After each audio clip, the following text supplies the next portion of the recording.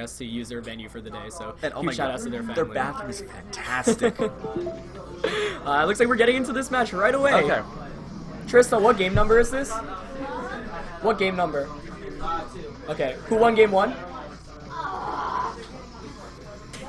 Oh, I totally missed See it. some frustrating runs here, but okay, we don't have enough time, quite enough time to update. You do that, I'll commentate the match. Oh, actually, Yeah, go for it. yeah. Okay, so looks like this is game 2, I believe, and you know, obviously a bit difficult based off the fact that we're just going into this one. But we do have Trista Medine here against Nicholas Borky. Trista having played in Worlds in 2011 and 2013, and Nicholas. Most known for winning, I believe, 4 Premier Challenges in a row in this area this year. So fun to see, you know, a veteran go up against one of the newer players here. Neither of them will be competing at Worlds this summer, but they're still both fantastic players that came very close. And looks like we have Heatran mirror match here, and then a Landers against the Thunderous. So this summarizes VGC 2014 quite well here. But we're gonna see what happens. Looks like Trista here running out of time. As what do we see? And Mike right now is going to quickly just get the teams in for you guys. So we do see the Landers withdraw for the Amoonguss here, and the Heatran on the opposing side going for a Protect. So let's see what Thunderous goes for here. Does it hit Power Ice or Taunt? Protect here from Heatran though as well, and because Nicholas is Heatran protected first, you know, good chance that it's faster, and Thunderous here isn't going to fall into that Protect, going to go straight for the Hidden Power Ice onto the Amoonguss. Now, Heat Wave normally doesn't knock out Amoonguss, but with that chip damage, it should be enough. So this next turn, we can actually just see the Heat Wave onto the Amoonguss and a Thunderbolt onto the Heatran slot. And did you get all the teams in? Yeah. Oh, awesome. So you do see both of the teams display now thanks to Mike's awesome program. Trista running Kangaskhan, Landorus, Thunderous, Aegislash, Heatran, and Azumarill. Nicholas running Heatran, Landorus, Kangaskhan, Gyarados, Sylvan, and Amoonguss. So both of them having Kangaskhan, Landorus, and Heatran. And kind of hard to say based off... I actually don't know who won game 1 either. Oh, this is game 2? Yep. Okay. Oh, okay. Nicholas won game 1. Yeah, it is a little early to tell in this match, but considering the chip damage that's running in Heatran and Amoonguss here, and the fact that there's 2 Pokemon that are probably faster than a Heatran, well, actually, I don't know. Some Heatrans tend to run max speed, while Thunderous are a little middling around that area. Yeah. Oh, so we see the Rage Powder go, the Thunder Wave goes into that slot, so Thunderous here doesn't want to risk fainting before, it just wants to get something off. And oh, nice play there, goes for the substitute with Heatran. But what does the Heatran on Trista's end do? Goes for the Overheat onto the Thunderous slot. Oh, but this is going to be really difficult now that Heatran's hiding behind a substitute. Well, there still is, I mean, well, Trista can still redirect any Earth Powers from that Heatran using Amoonguss, but it's still a tough position to be in, especially since there's the paralysis may, you know, give a chance of preventing Rage Powder from going off there. Mm-hmm. So we get a free knock, or not a free knock, I mean, Amoonguss got paralyzed, but that worked out nicely. We're going to see Nicholas here bring in his Landers, which is asleep, so we're still getting more information as the game progresses, but Intimidate here not going to do very much. Another fun thing we could see here is because of the fact like Heatran's behind a sub, if the Landers wakes up at any point, I mean, he could get a free Earthquake off, but if it's a choice Landers, probably not going to want an Earthquake. A Rock Slide here, a pretty decent option as well. Of course, it is asleep right now, though. However, he's still in a pretty good position given that Heatran's behind a substitute. And the Heatran is now down to -2 special attack. I don't think an Earth Power will KO at this range. Agreed.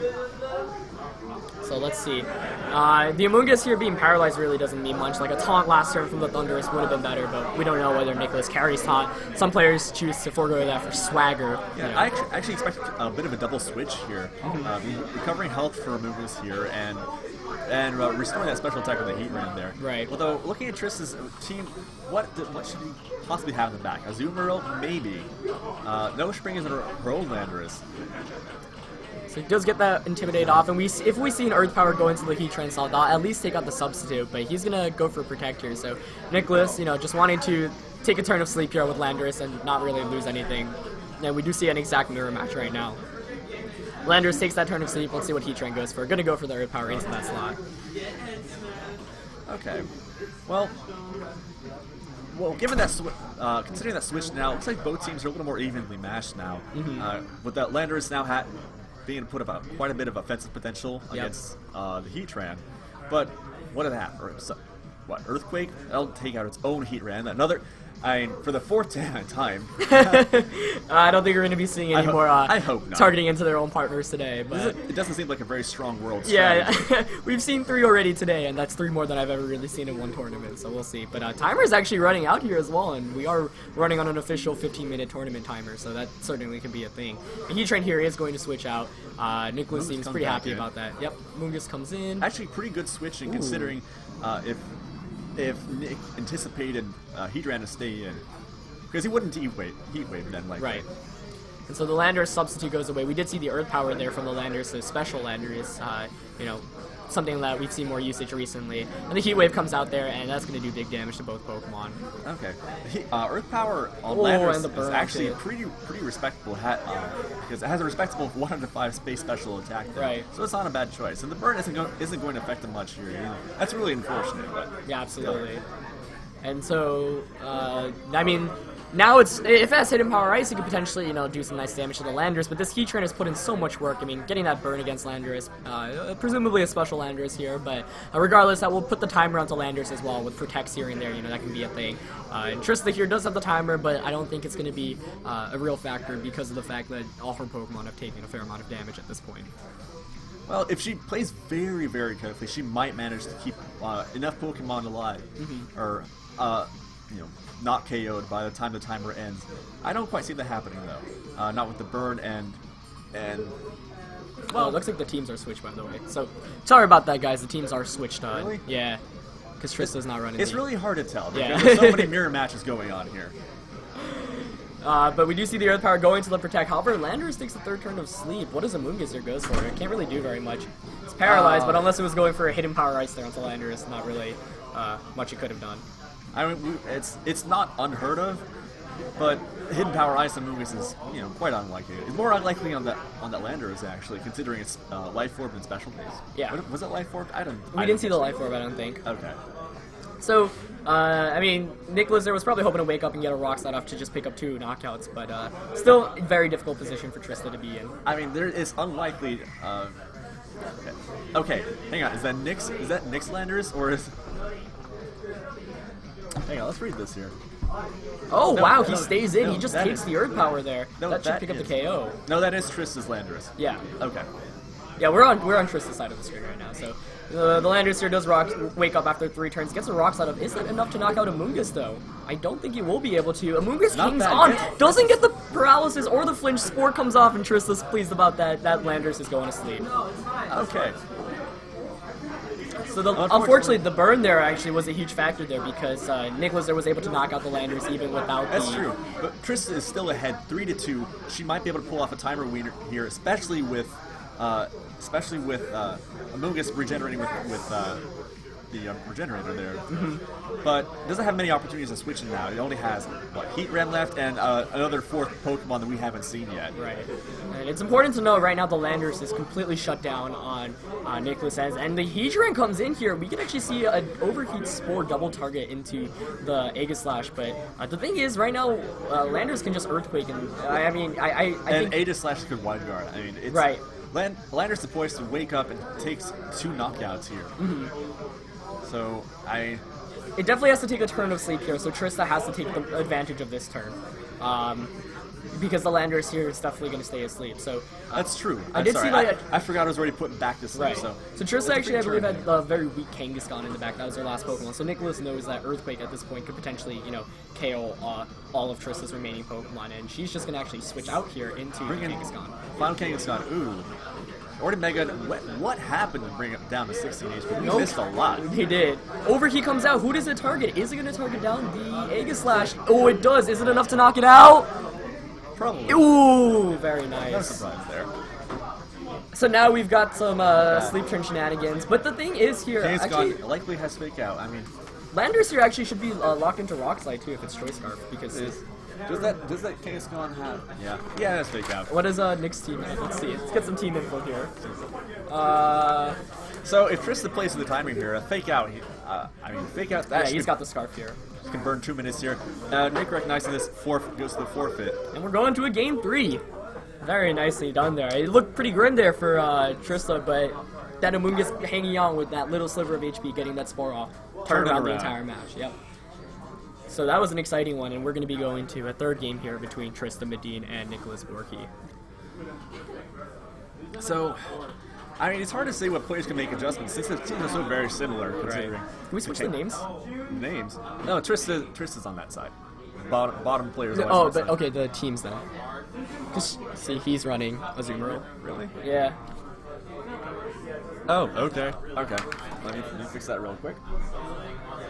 All right, we switch Gyarados and Azumarill and what else was there? Oh right, they only have 3 different Pokemon. Yeah, maybe. Let's see. Sorry, which one's the different one? Okay. So is it Trista? Trista's the one running Gyarados, Sylveon, and Amoonguss. So you need a Sylveon and Amoonguss for Trista.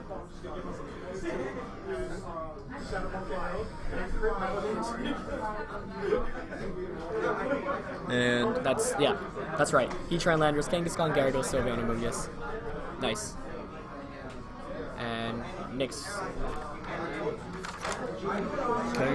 Kanga, Landorus, Thundurus. He's got Thundurus and Aegislash.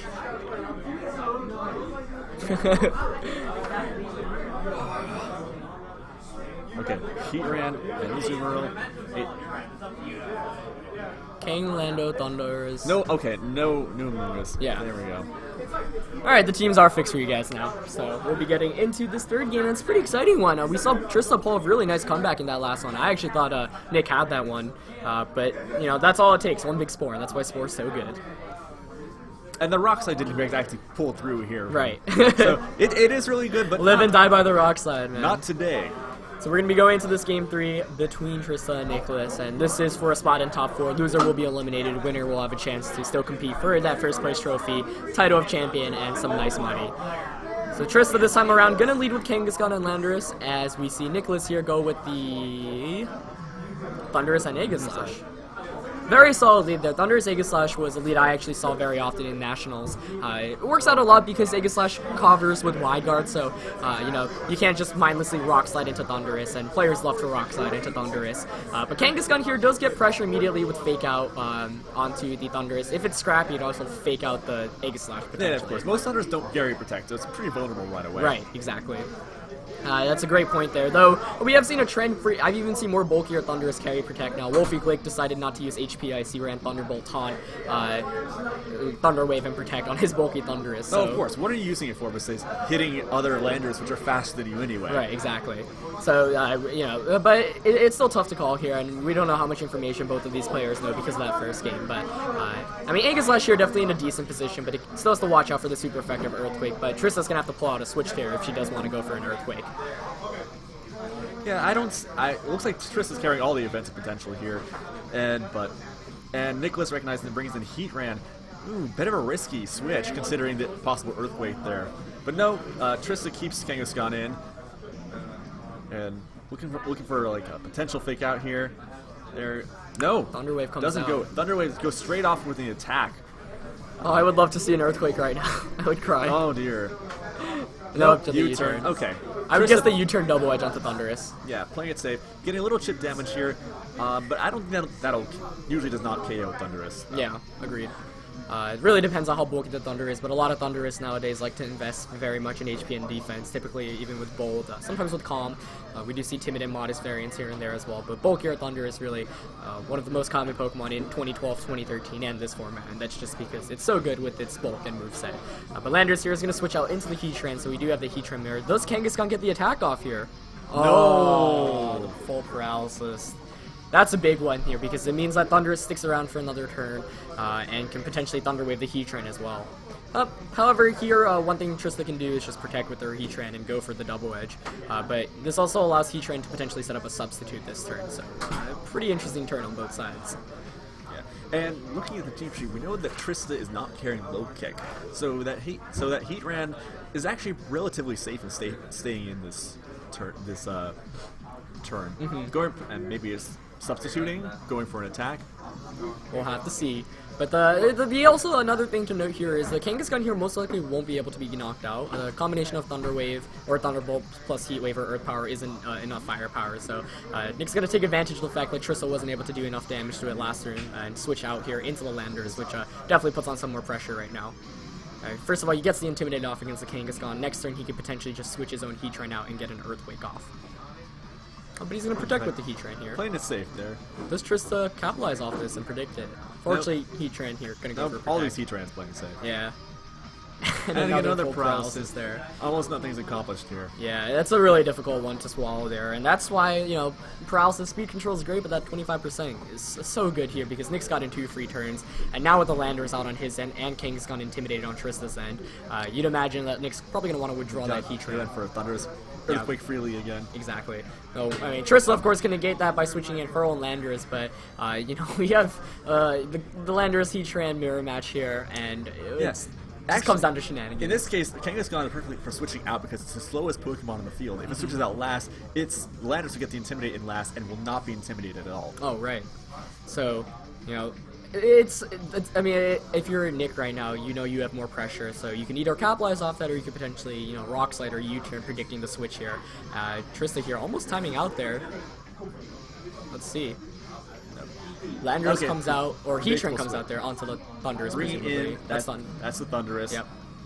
Do we see the Earthquake come out? Yep. No. Oh, no. Trista leaves. But it has Choco Berry. I timed out. Playing risky. Oh. Wow, both players claiming they timed out here. I mean, yeah. I guess with all these similar teams on the field, it's very tough to make a decision here. But tough one there. Trista ends up going for the Flash Cannon into the Thunderous, resisting it. And the Power-Up Punch.